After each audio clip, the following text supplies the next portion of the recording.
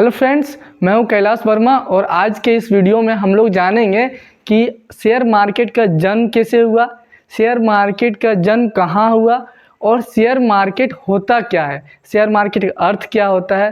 तो आज के इस वीडियो में हम लोग इसी टॉपिक पर विस्तार से बात करेंगे, तो कृपया वीडियो में बने रहें। तो चलिए जानते हैं कि शेयर मार्केट का अर्थ क्या होता है। सबसे पहले हम लोगों को ये जानना चाहिए ये जो शेयर और ये मार्केट, इसका अर्थ क्या होता है। शेयर का अर्थ होता है भाग और मार्केट का अर्थ होता है बाजार। भाग मतलब ये हो गया कि एक गोला सा कोई आकार का कोई वस्तु है, अगर हम इसको बीच में ऐसे फाड़ दें तो ये हो गया इसका 50% भाग और ये हो गया इसका 50% भाग। जब शेयर को भाग बोलते हैं तो हम यहाँ 50% शेयर भी लिख सकते हैं और इधर भी हम शेयर लिख सकते हैं।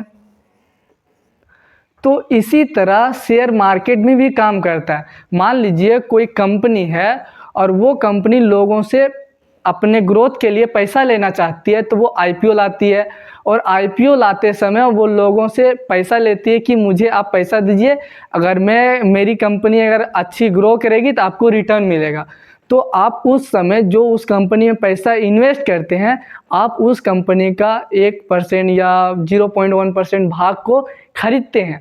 आपके पास उस कंपनी का जितना शेयर रहेगा उसके हिसाब से आपको उस कंपनी जब रिटर्न मतलब अर्न करेगी तो आपको उस तरह रिटर्न देगी।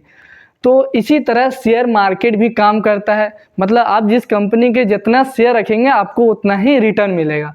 तो मुझे लगता है कि मैंने शेयर मार्केट का अर्थ बहुत ही अच्छी तरीके से समझाने की कोशिश की है और समझा भी दिया है। तो चलिए दोस्तों जानते हैं कि आखिर शेयर मार्केट का जन्म हुआ कैसे। शेयर मार्केट का जन्म हुआ वाटरशिप से, एक वाटरशिप से शेयर मार्केट का जन्म हुआ और इसका जन्म हुआ यूरोप में। सबसे पहले शेयर मार्केट का जो शुरुआत हुई थी वो यूरोप से इसकी शुरुआत हुई थी। तो हम लोग जानेंगे कि आखिर एक वाटरशिप से, पानी के जहाज से शेयर मार्केट का जन्म हुआ कैसे।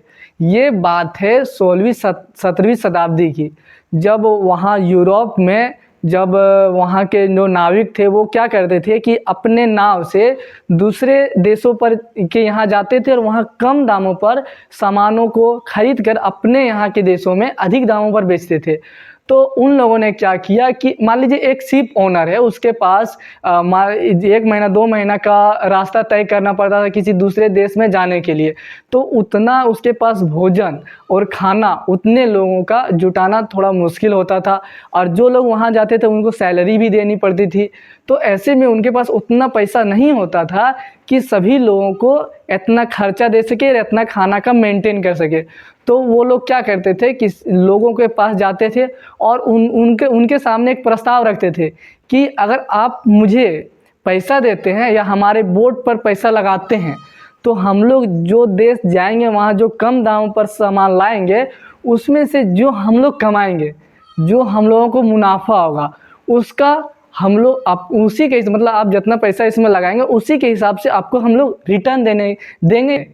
ठीक है, तो वो लोग क्या किए, लोगों ने उस नाव पर अपना पैसा लगाने लगे और ये जो वाटरशिप है ये दूर के देशों जाती थी और वहाँ से मसाले हो गए या और भी कई तरह के सामान होते थे वो खरीद कर कम दामों पर लाते थे और अपने यूरोप के देशों के बाज़ारों में लाकर अधिक दामों पर बेचते थे और जो लाभ होता था वो अपने जो पैसा लगाए हुए रहते थे उस नाव पर उनको वो लोग दे। इसी तरह शेयर मार्केट की शुरुआत हुई थी, एक नाव से इतना बड़ा शेयर मार्केट जो बना है एक नाव के कारण ही बना है। अब एक बार क्या हुआ कि ये जो वाटरशिप है ये दूर के देश जब जाती थी तो ये समुद्री यात्रा करती थी।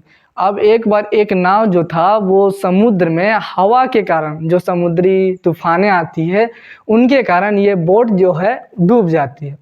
अब ये बोट डूबने के कारण जिन जिन लोगों का इस बोट में पैसा था उन सभी का पैसा डूब जाता है, बोट के साथ ही डूब जाता है। तो लोगों के बीच यहाँ डर भी पैदा हो गया कि नहीं, बोट में पैसा इन्वेस्ट करना थोड़ा रिस्की है।